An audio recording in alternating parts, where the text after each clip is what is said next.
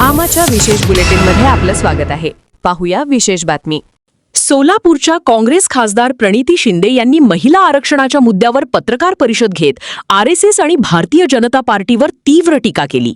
लोकसभेत महिला आरक्षण आणि डिलिमिटेशन संदर्भातील घटना दुरुस्ती विधेयक नामंजूर झाल्यानंतर राजकीय आरोप प्रत्यारोपांना जोर आला आहे. प्रणिती शिंदे म्हणाल्या की हे खरे महिला आरक्षण विधेयक नसून डिलिमिटेशनचा मुद्दा पुढे केला गेला. संपूर्ण प्रक्रिया स्क्रिप्टेड असल्याचा आरोप करत काही विरोधी नेत्यांना फसवण्याचा प्रयत्न झाल्याचेही त्यांनी म्हटले. तसेच 2/3 बहुमत मिळणार नाही हे माहीत असतानाही महिलांच्या भावनांशी खेळ करण्यात आल्याची टीका त्यांनी केली. याशिवाय त्यांनी आरएसएस आणि भाजपवर गंभीर आरोप करत म्हटले की त्यांच्यासाठी निवडणुका महत्त्वाच्या असून देशाच्या एकतेपेक्षा राजकारणाला प्राधान्य दिले जाते. महिला विरोधी कोण आहे हे जनतेला माहिती आहे. जे आज विरोधकांवर आरोप करतात तेच प्रत्यक्षात महिलांना दुय्यम वागणूक देतात असेही त्या म्हणाल्या.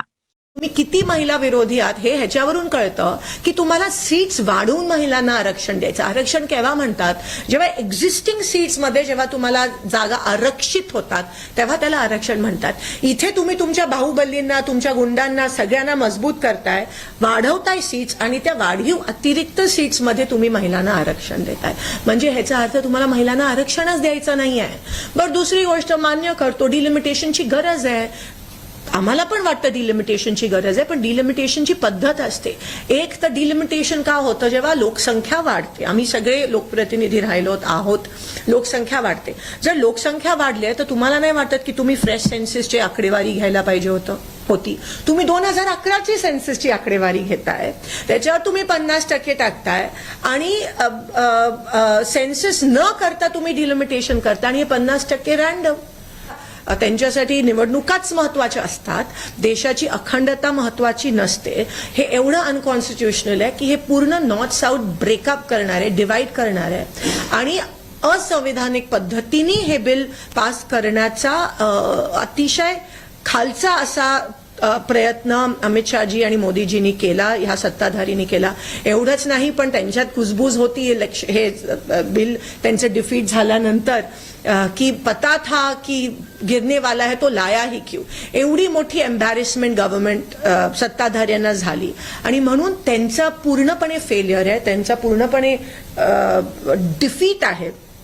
खरंच जर त्यांना महिलांच्या बद्दल काही असेल तर एकतर महिलांना तुम्ही बघता महाराष्ट्रात खरातांचं प्रकरण असेल, महिला कुठेही सुरक्षित नाही आहेत आणि खरंच जर त्यांना काही करायचं असेल तर मग त्यांनी एक्झिस्टिंग 500, आम्ही चॅलेंज करतो त्यांना, एक्झिस्टिंग 543 मध्ये तुम्ही महिला आरक्षण डिक्लेअर करून टाका. 29च्या इलेक्शनमध्ये महिला आरक्षण देऊन टाका आणि डिलिमिटेशन सेन्ससची वाट बघा. लोकशाही पद्धतीने डिलिमिटेशनवर चर्चा होऊ दे.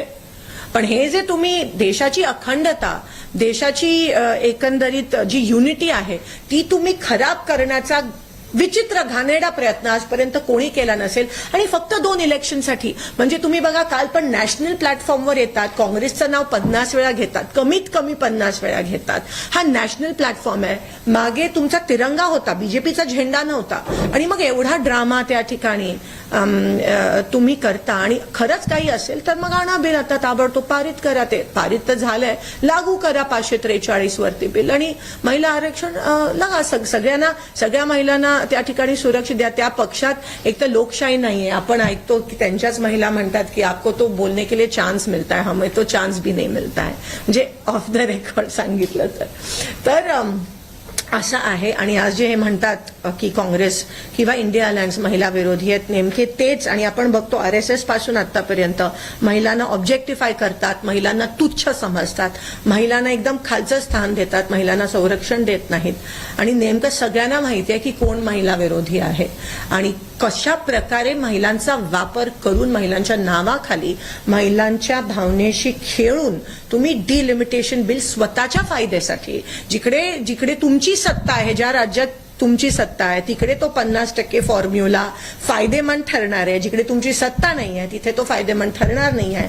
आणि म्हणून येणाऱ्या अनेक वर्ष आमचंच राज्य असेल, आमचीच हिटलरशाही असेल, ह्या दृष्टिकोनातून, ह्या उद्देशाने तुम्ही ते बिल आणण्याचा वाईट प्रयत्न केला, त्याचा मी निषेध करते. आमा चॅनलला लाईक करा, बातमीला शेअर करा, सबस्क्राईब फॉलो करायला विसरू नका.